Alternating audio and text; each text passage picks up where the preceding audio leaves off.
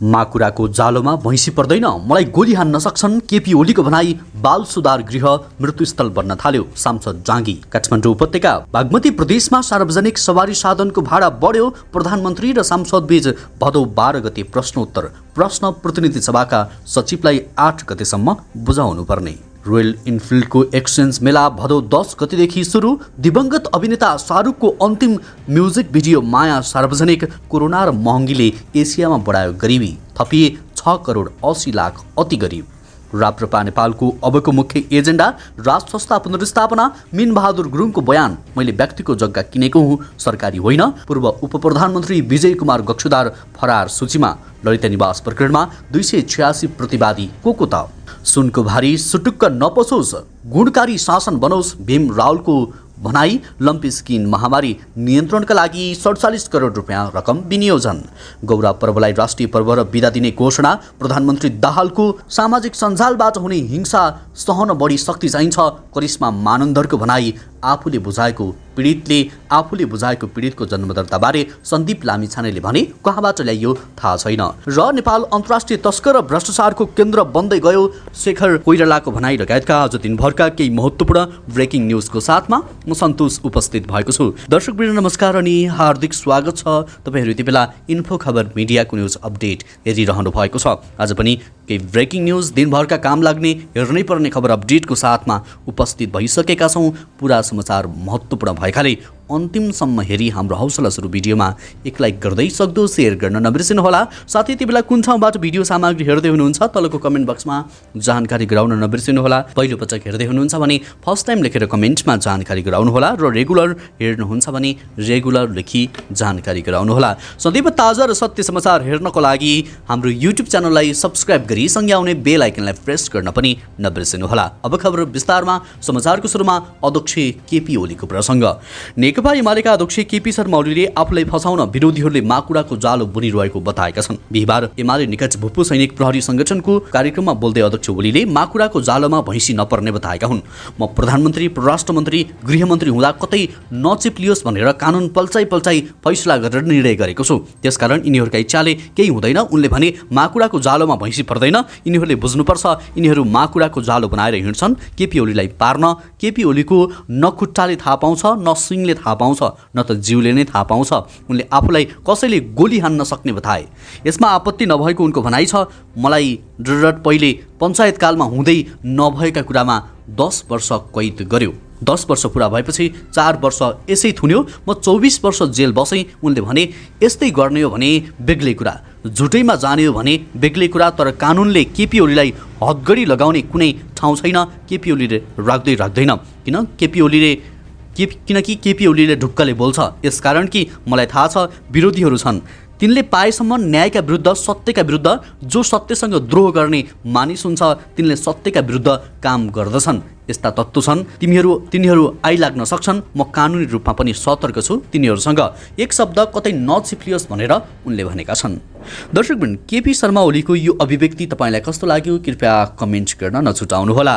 त्यस्तै अर्को समाचार। राष्ट्रिय स्वतन्त्र पार्टी रासपाका सांसद निशा जाङ्गीले बाल सुधार गृह मृत्युको थलो बन्न लागेको भन्दै चिन्ता व्यक्त गरेकी छन्। बिहिबार प्रतिनिधि सभा बैठकमा बोल्दै कमल बस्नेतको मृत्युले भक्तपुरको बाल सुधार गृहको अवस्था बिथोलिएको भन्दै सुधारको आवश्यकता औँल्याएकी हुन्। 18 वर्षीय कमल बस्नेतको मृत्यु पश्चात भक्तपुर बाल सुधार गृहका बालबालिकाले तोडफोड गरेर भागेको घटनाले सामाजिक सञ्जाल तातेको छ। हुन त यो एउटा प्रतिनिधि घटना मात्र हो। उनले भनिन् 18 वर्षभन्दा मुनिका बालबालिकाले कानुन विपरीतको कार्य गर्छन् भने त्यसलाई अपराध नभनेर बाल बिजाइ भनिन्छ। त्यस्ता बालबालिकाको सुधार, विकास र पुनर्स्थापनाका निमित्त राखिएका घर नै जब मृत्यु थलो बन्छ भने त्यहाँका बालक सुध्रिन्छन् कि विद्रोही बन्छन्। उनले बस्नेत मृत्यु प्रकरणको वास्तविकता सार्वजनिक गर्न पनि माग गरेकी छन्। सुधार गृहमा राखिएका बालबालिकाले न्यून रकम पाउने र त्यो रकम पोषणका लागि पर्याप्त नहुने बताइन्। त्यस्तै अब अर्को प्रसङ्ग। एसियाली विकास ब्याङ्कले विकासशील एसियाली देशहरूमा थप 6 करोड 80 लाख मानिस अति गरिबीको चपेटामा पुगेको जनाएको छ। कोरोना भाइरसको प्रभाव र बढ्दो महँगीले अति गरिबको सङ्ख्या वृद्धि हुने भएको भन्दै बिहिबार सार्वजनिक एजिबीको रिपोर्टमा यो कुरा उल्लेख गरिएको छ। सन् 2022मा विकासशील एसियाली देशहरूमा 1 अर्ब 55 करोड मानिस अति गरिबको चपेटामा रहेको एजिबीले जनाएको छ। सन् 2021मै एजिबीले यी देशहरूमा 7 देखि 8 करोड मानिस अति गरिबीको समस्याबाट गुज्रने प्रक्षेपण गरेको थियो। एक दिनमा $2.15 भन्दा कम कमाउनेलाई वर्ल्ड ब्याङ्कले अति गरिबीको सूचीमा राख्ने गरेको छ। एडिबीले सन् 2030 सम्म विकासशील देशहरूमा 1 अर्ब 26 करोड मानिसको दैनिक आम्दानी $3.65 देखि $6.85 रहने अनुमान गरेको छ। यो रकम अझै गरिबी निवारणका लागि भने पर्याप्त नभएको एडिबीले जनाएको छ। फिलिपिन्समा रहेको एडिबीले विकासशील देशका सरकारहरूलाई सामाजिक कल्याणका क्षेत्रसँगै वित्तीय सेवाहरूमा पहुँच सुधार गर्न, पूर्वाधारमा लगानी र प्राविधिक नवप्रवर्धनहरूलाई प्रोत्साहन गर्न भनेको छ। एडिबीको तथ्याङ्कअनुसार एसियामा 46वटा विकासशील देशहरू रहेका छन्।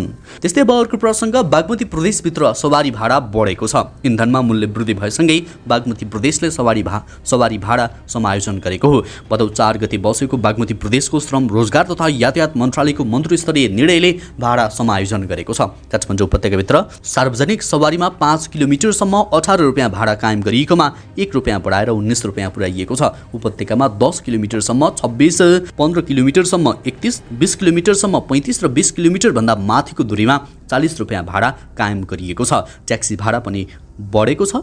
सुरु प्याकजाउन 52 रुपियाँ कायम गरिएको छ। प्रति 200 मिटर 10 रुपियाँ, 200 मिटरमा 10 रुपियाँ। त्यस्तै 24 पैसा कायम गरिएको बागमती कार्यालय प्रदेशको राजपत्रमा उल्लेख गरिएको छ। प्रदेशभित्र चल्ने सार्वजनिक सवारीको पनि भाडा बढेको छ। काठमाडौँ उपत्यकाको काठमाडौँ नारायणगढको बस भाडा 433 रुपियाँ कायम भएको छ। 146 किलोमिटर दूरीको काठमाडौँ नारायणगढमा यसअघि 421 रुपियाँ भाडा थियो। काठमाडौँ नारायणगढ हेटौडासम्मको भाडा 655 रुपियाँ कायम भएको छ। काठमाडौँ पनौतीसम्मको भाडा 92 रुपियाँ कायम गरिएको छ। काठमाडौँ 12 विषयसम्मको भाडा 303 रुपियाँ कायम गरिएको छ।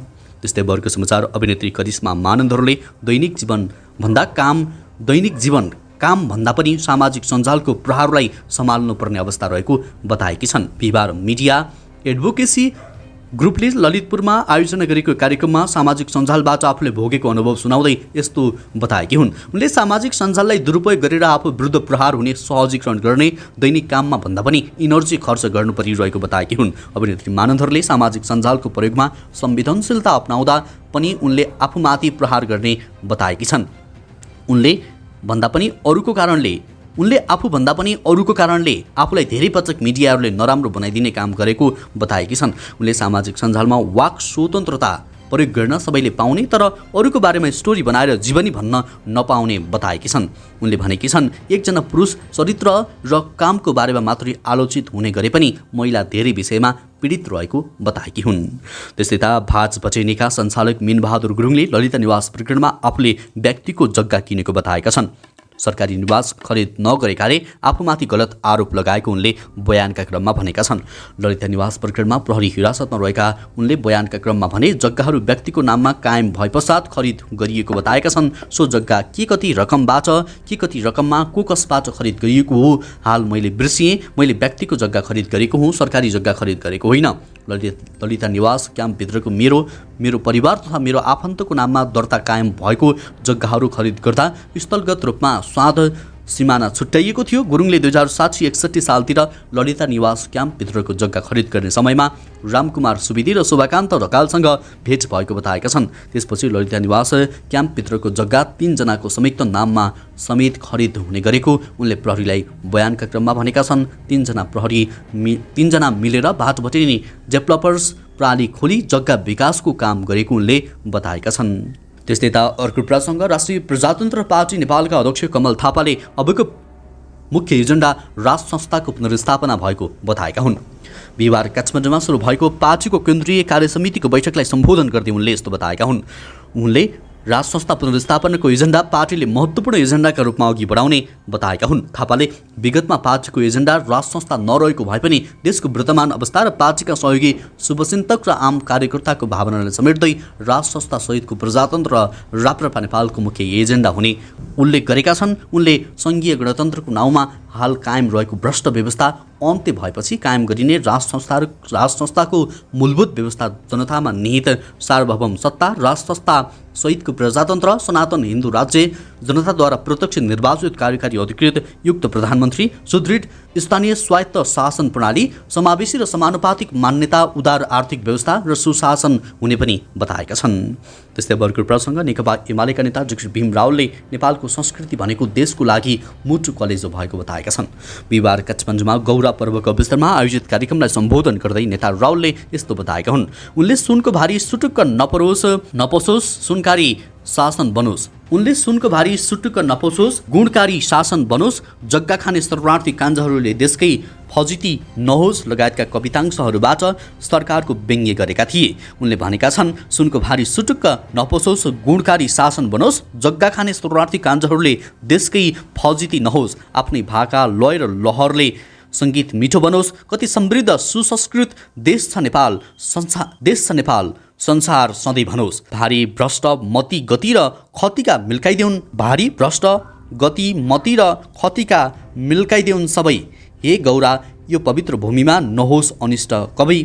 हाम्रा भाषा, संस्कृति, रीतिरिवाज जसरी हाम्रा देशका मुटु कलेजा हुन्, संस्कृति त्यस्तै हो। यदि कुनै देशका जनतालाई खत्तम पार्नु छ, त्यो देशको एकता सिद्ध्याउनु छ, त्यो देशको स्वाभिमानलाई समाप्त गर्नु छ भने त्यो देशका गौराहरूलाई समाप्त गर्नुपर्छ, उनले कवितांशबाट भनेका छन्। त्यसै भर्खर प्रसङ्ग प्रधानमन्त्री र सांसदहरूबीच संसदमा भदौ 12 गते प्रश्नोत्तर हुने भएको छ। सभामुख देवराज घिमिरेले प्रतिनिधि सभाको बिहिबारको बैठकमा प्रधानमन्त्री पुष्पकमल दाहाल र सांसदहरूबीचको प्रश्नोत्तरको समय तोकेका हुन्। प्रधानमन्त्रीलाई प्रश्न सोध्न चाहने सांसदहरूले भदौ 8 गते अपराह्न 3 बजेभित्र प्रतिनिधि सभामा सचिवलाई लिखित रूपमा प्रश्न बुझाइसक्नुपर्नेछ। यसपालि समूह 2 मा रहेका सांसदहरूले मात्र प्रश्न सोध्न पाउनेछन्। प्रधानमन्त्रीलाई प्रश्न सोध्ने प्रयोजनका लागि सांसदहरूको समूह विभाजन यसअघि नै गरिएको थियो। प्रधानमन्त्री दाहाल र सांसदहरूबीच यसअघि असार 8 गते प्रश्नोत्तर भएको थियो। प्रतिनिधि सभा र नियमावलीमा प्रत्येक महिना 15 सांसदले प्रधानमन्त्रीसँग प्रत्यक्ष प्रश्नोत्तर गर्न पाउने व्यवस्था छ। सभामुख घिमिरेले संसदीय समितिहरूको निर्वाचन भदौ 11 गते अपराह्न 3 बजे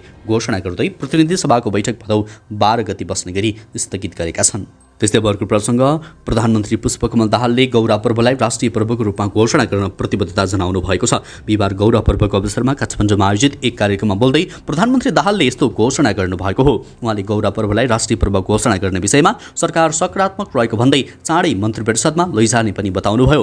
प्रधानमन्त्री दाहालले सरकारले सुदूरपश्चिमका जनताको भावनालाई कदर गर्ने पनि बताउनु भएको छ। उहाँले योभन्दा पहिला गौरा पर्वका दिनमा बिदा दिएको फाइल हेरेर तिथि किटान गरेर आए बिदा दिने पनि बताउनुभयो। उहाँले आफू पहिलो पटक प्रधानमन्त्री हुँदा सुदूरपश्चिम विश्वविद्यालय खोलेर शिक्षाको क्षेत्रमा क्रान्ति ल्याउन काम गरेको बताउनुभयो। प्रधानमन्त्री दाहालले तेस्रो पटक देशको नेतृत्व गर्दै गर्दा सुदूरपश्चिमको लागि धेरै काम गरेको बताउनुभयो। प्रधानमन्त्री दाहालले केचा कलेजलाई देशकै पहिलो मेडिकल विश्वविद्यालय बनाउने प्रक्रिया अगाडि बढिसकेको बताउनु भएको छ। उहाँले कञ्चनपुरको दोधरा चाँदनीमा सुक्खा बन्दरगाह बन्ने प्रक्रिया अगाडि बढेको पनि बताउनु भएको छ। यो क्षेत्रमा धेरै काम गरेको दाबी पनि गर्नुभएको हो। त्यस्तै भर्खर प्रसङ्ग कृषि तथा पशुपक्षी विकास मन्त्री डाक्टर बेदुराम भुसालले लम्पी स्किन रोगको महामारी नियन्त्रणका लागि 47 करोड रुपियाँ रकम विनियोजन गरेको बताउनु भएको छ। बिहिबार प्रतिनिधि सभा बैठकमा बोल्दै मन्त्री भुसालले चालु आर्थिक वर्षमा महामारी नियन्त्रणका लागि प्रत्येक स्थानीय तहमा सङ्घीय सशर्त अनुदान अन्तर्गत जाने गरी 47 करोड रुपियाँ विनियोजन गरिएको जानकारी गराउनु भएको हो। त्यस्तै महामारी नियन्त्रणका लागि खोप कार्यक्रम सञ्चालन गर्न 5 करोड 60 लाख रुपियाँ रकम विनियोजन गरिएको बताउनु भएको छ। उहाँले प्रदेशहरूले पनि खोप खरिदका लागि बजेट विनियोजन गरेका र कतिले विनियोजन गर्ने प्रक्रिया अगाडि बढाएको बताउनुभयो। मन्त्री भुसालले विगत 5 महिनामा लम्पी स्किन रोगबाट 14,46,459 पशु बिरामी परेको बताउनुभयो। त्यसमध्ये 12,88,759 निको भएका र 52,448 पशुको मृत्यु भएको जानकारी गराउनुभयो। हाल 1,05,253 पशु बिरामी अवस्थामा रहेको उल्लेख गर्नुभएको छ। त्यस्तै दिवंगत अभिनेता शाहरुख ताम्राकारले अभिनय गरेको अन्तिम चलचित्र यास्ट्र्याक मायाको केही दृश्यलाई समेटेर तयार पारिएको म्युजिक भिडियो सार्वजनिक भएको छ। बिहिबार काठमाडौँमा आयोजित एक कार्यक्रम मार्फत दिवंगत अभिनेता शाहरुखले अभिनय गरेको यास्ट्र्याक मायाको केही दृश्यलाई समेटेर तयार पारिएको म्युजिक भिडियो सार्वजनिक गरिएको हो। निर्माण कम्पनी रे भेन्चर्सका अनुसार चलचित्र निर्देशक राजीव गुरुङले शाहरुखको अन्तिम इच्छा चलचित्र नै सार्वजनिक गरे पनि सो सम्भव नभएका कारण म्युजिक भिडियोको रूपमा रूपमा सार्वजनिक गरिएको जानकारी दिए। हामीले चलचित्र पूरा गर्न सकेनौँ, तर शाहरुखको कामलाई समेटेर उनलाई मन परेको गीतमा त्यो दृश्यहरूलाई राखेर म्युजिक भिडियो तयार गरेका छौँ। हाम्रो तर्फबाट शाहरुखलाई यो श्रद्धाञ्जली हो। ऊ नरहे तापनि उसको काम हामी माझ रहिरहनेछ। निर्देशक गुरुङले भने गीतमा अभिनेता ताम्राकारसँगै निकिसा आचार्य, महेश सागर, त्यस्तै महेश मगर, सागर परियारले अभिनय गरेका छन्। उक्त भिडियोमा बर्दियामा खिचिएको दृश्य समेटिएको निर्देशक गुरुङले जानकारी गराएका छन्। त्यस्तै वर्ग समाचार नेपाली काङ्ग्रेसका नेता डाक्टर शेखर कोइरालाले नेपाल अन्तर्राष्ट्रिय तस्कर र भ्रष्टाचारको केन्द्र बन्दै गएको बताएका छन्। बिहिबार जनकपुर धाममा आयोजित पत्रकार सम्मेलनमा बोल्दै नेता कोइरालाले सुन तस्करी, ललिता निवास प्रकरण, नक्कली भुटानी शरणार्थी लगायतका घटनाले नेपाल अन्तर्राष्ट्रिय तस्कर र भ्रष्टाचारको केन्द्र बन्दै गएको प्रमाण दिने बताएका हुन्। नेपालमा एकपछि अर्को अपराधको घटना आउन थालेको र अपराधको घटनामा विदेशी नागरिक समेत देखिनुले अन्तर्राष्ट्रिय तस्करहरूको अखडा बन्दै गएको आफूले बुझेको बताएका हुन्।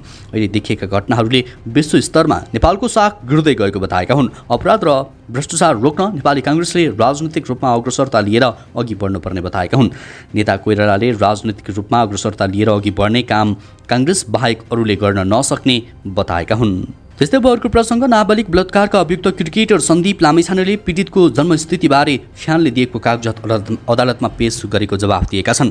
काठमाडौँ जिल्ला अदालतमा बयान दिन जाँदा आफ्नो खेल समर्थकले पीडितको जन्ममिति 18 असार 2061 भएको कागज दिएको र त्यही अदालतमा पेश गरेको बताएका छन्।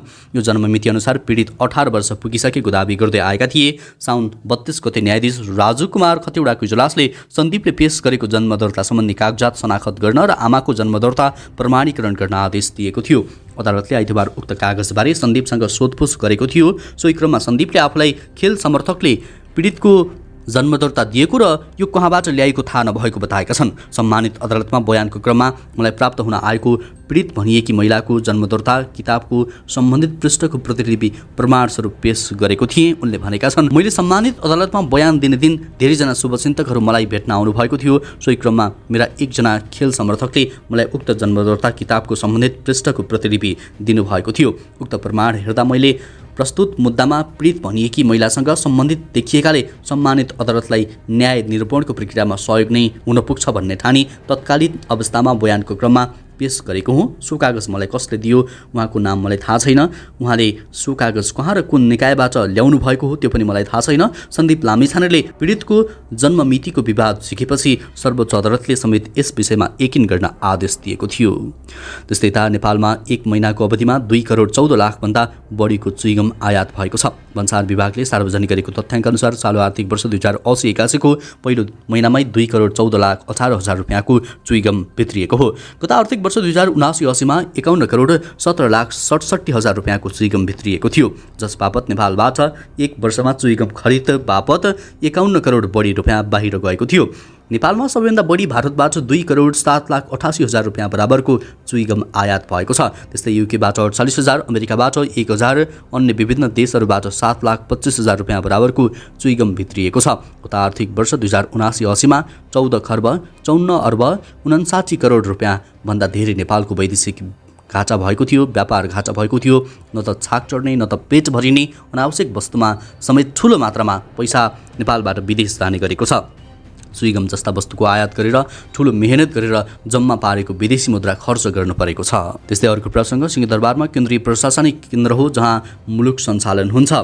कानुन निर्माणदेखि लागू गर्ने केन्द्र समेत हो सिंहदरबार। तर त्यही सिंहदरबारमा कार्यरत कर्मचारी मात्र होइन, मन्त्री र तिनका स्वकीय सचिवहरू कानुन उल्लङ्घनमा तछाड मछाड गर्छन्।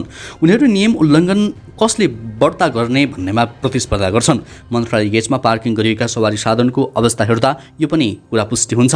यति मात्र होइन, सर्वसाधारणको पैदल यात्राको सडक पेटीमा समेत सरकारी कर्मचारीले गाडी पार्किङ गर्ने गरेका छन्। त्यसैले अहिले पैदल यात्रुका लागि सिंहदरबारभित्र पनि असुरक्षा देखिन्छ।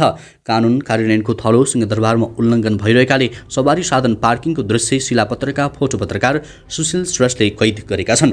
श्रेष्ठको क्यामेरामा कैद भएका यो दृश्यले केन्द्रीय प्रशासनिकभित्र हुने लापरवाही र सर्वसाधारणप्रति गरिने हेपा प्रविधिलाई उजागर गर्छ। सर्वसाधारणलाई हेपेर सडक पेटी कब्जा गर्ने गरी सवारी साधन पार्किङको तस्बिर कैद गर्दै गर्दा एक सर्वसाधारण भन्दै थिए, केन्द्रीय प्रशासनिक केन्द्र त यस्तो छ अनि यिनीहरूले देश बनाउँछन्। भन्ने कसरी आश गर्ने? ठुलाबडालाई कानुन नलाग्ने शैलीमा प्रस्तुत भएका सिंहदरबारका कर्मचारी र राजनैतिक कर्मीले खासमा सामान्य अनुशासन पनि पालना गरेका छैनन्। राजुको अन्तिम समाचार। भारतले आफ्नो देशबाट हुने खाद्यान्न निर्यातमा एकपछि अर्को कडा नीति लागू गरिरहेको छ। यसका बावजुद साउनमा हामी कहाँ आयात उल्लेख्य बढेको छ। भन्सार विभागको तथ्याङ्क अनुसार खाद्यान्न आयात परिणाममा 111% र मूल्यका आधारमा 94%ले बढेको छ। गत वर्ष भने आयात उल्लेख्य घटेको थियो। गत वर्ष साउनमा नेपालले भारतबाट 6 करोड 22 लाख किलो खाद्यान्न आयात गरेको थियो। सो वर्ष साउनमा 96 करोड 70 लाख किलो आयात भएको छ। त्यस्तै मूल्यको हिसाबले गत वर्ष साउनमा 3 अर्ब 59 करोड रुपियाँको आयात भएकोमा यो वर्ष 7 अर्ब रुपियाँभन्दा बढीको आयात भएको छ। भारतले रोक्दै गरेको धान चामलको आयात बढ्यो। साउन महिनामा मात्रै 4 अर्ब 26 करोड रुपियाँ बराबरको 9 करोड 54 लाख किलो धान चामल आयात भएको छ। गत वर्ष साउनमा भने 3 करोड 15 लाख किलो धान चामल 1 अर्ब 67 करोड रुपियाँमा आयात भएको थियो। हवस् त दर्शकवृन्द, यो खबर सँगसँगै अहिलेलाई केही चर्चामा रहेका महत्त्वपूर्ण खबर अपडेट यति नै। पलपलको न्युज अपडेटका लागि हाम्रो च्यानललाई सब्स्क्राइब गर्नुहोला। नमस्कार।